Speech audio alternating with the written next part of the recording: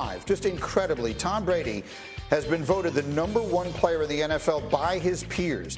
It is the 4th time he has topped the NFL Network's top 100 players list, again, as voted on by all the other players. He led the league in passing yards and touchdowns last year. Meanwhile, as you know, he had that 11-day absence from camp. Then he came back over the weekend, and he did play in the preseason game against the Colts on Saturday. A little rust early, maybe, Dan, as he overshoots Mike Evans here. Yeah, 3rd down. It's a little bit of a timing route, man coverage, kind of that back shoulder go route, maybe a stop. It's just high and hot outside of Mike Evans' reach. There's a 3rd down and long here. He goes short of the sticks to Cameron Brate. It's the right throw. Coverage is deep. It's another 3rd and long. Make sure you get it underneath, see if you can break a tackle. And then why not go for it on 4th down? Preseason gets it done there. Tyler Johnson. Yeah, watch how quickly the ball comes out right before the big hit right there to Tyler Johnson. Puts it on his body to protect him. A few plays later, here's a question. How big a part of this offense is Julio Jones going to be? He's going to need to be a huge part, especially because Chris Godwin coming off of the ACL surgery. I love the fact that Tom shows off the arm strength to push the ball not only downfield, but outside. If Julio can get 40 to 50 catches,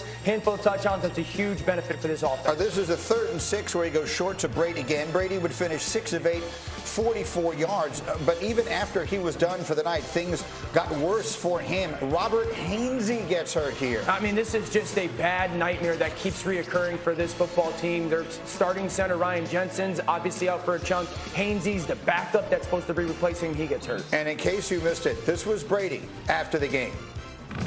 It's all personal. You know, everyone's got different situations they're dealing with, so we all have really unique challenges to our life. And, you know, I'm 45 years old, man. There's a lot of going on, so, you know, you just gotta try to figure out life the best you can, and it's a continuous process, so I'm ready to go.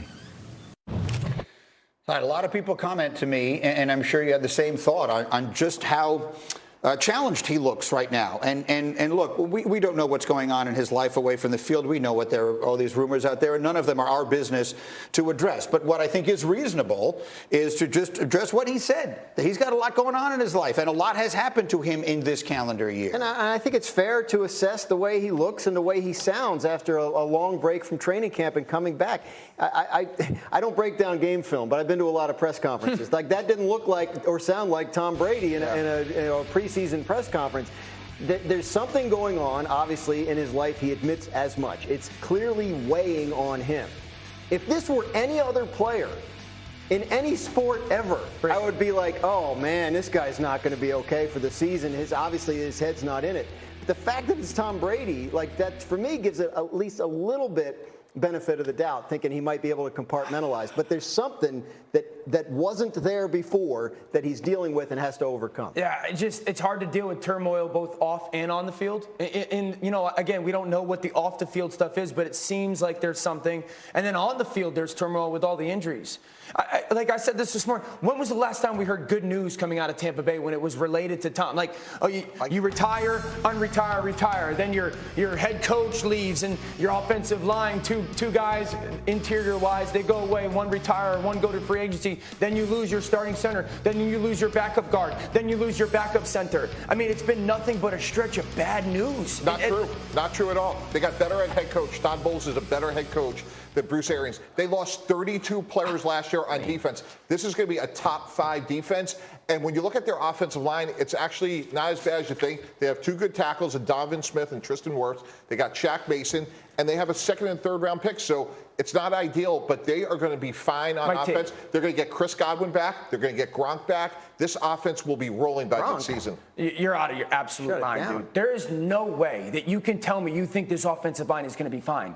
Look at their first 9 games. So Dan, for 20 years I compete against Tom. The whole idea with him was we wanted him to make a decision post-snap. He beat you with his mind. He will get rid of the ball quickly. He will make up for the deficits at center and at left guard. All right, so in their first 9 games, if this was last year's season, I would tell you they would have an advantage in their offensive line 9 out of 9 games.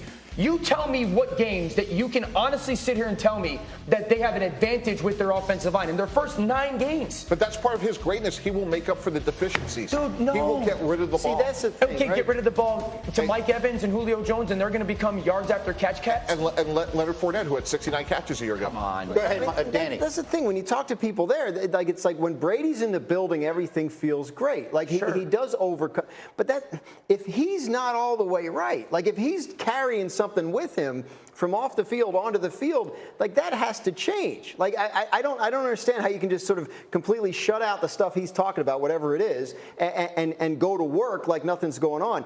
And if he's not 100% all in, I mean, you know, guys who played in the league, I would put it to you guys, like, if your mind's not 100% in it, you're not in a position to succeed. Well, right? the one thing that I've been told over the many years, again, that I've been covering this stuff, and I wasn't in it personally the way you were, is that within those lines is the haven. Like, that's where you go to get away from whatever else is going on. But he's got problems to deal with there as well. And look, I appreciate the confidence that you're saying you have in Todd Bowles. But the reality is the reality. Bruce Arians won the Super Bowl as a head coach 2 years ago, and Todd Bowles didn't make the playoffs while he was the head coach of the Jets. Now, that doesn't mean he can't have a terrific second act in the way that Belichick did, and I know that you're projecting that. But I don't think we can sit here comfortably right now and say Todd Bowles is going to be a better coach. There is a lot on Brady's shoulders, both in terms of his ability to play and the leadership he has to bring to the equation. And I agree with Graziano. If there's stuff going on where he's just can't be all in the way that we're accustomed to, then I think that is a real problem for this team. Greeny, here's why I see it differently. Todd Bowles is going to manage this team differently than Bruce Arians. They have a great defense, not a good defense. They will turn the ball over less. They will rely on Fournette early. Maybe it's Cam Brake, maybe it's Julio Jones. So Tom Brady may not be the Tom Brady that we all know, but this team will still win a lot of games. So then, Danny, let me ask you a question, and I'm sort of cheating because I saw your notes over the weekend, so I kind of know where you're going to go. Right now, would you be willing to bet everything you have that this team wins their division this year? No. But I've felt that way since March or April. I've said that New Orleans Saints are going to be a problem because how great their defense is, the offensive line. Mr. Offensive Line, Trevor Penning just got hurt. So what are we going to do about that? They still have 4 dudes on their offensive line that are bona fide studs. As a quarterback, I thought the tackle position was important. I think the guard is a bigger deal in the NFL nowadays than tackle, personally. But to the point, is we're talking about Brady where the Super Bowl is the standard. The expectations. And you're saying that the division to you is not even a lock. No. I think you, by respect, place them as the favorite, but it's a 50.5 to 49.5 type of thing for me. I think Carolina is going to be a little bit of an issue in that division as well. So I also think this because I think your point of the haven for players is fair, but that's because most players are relatively young.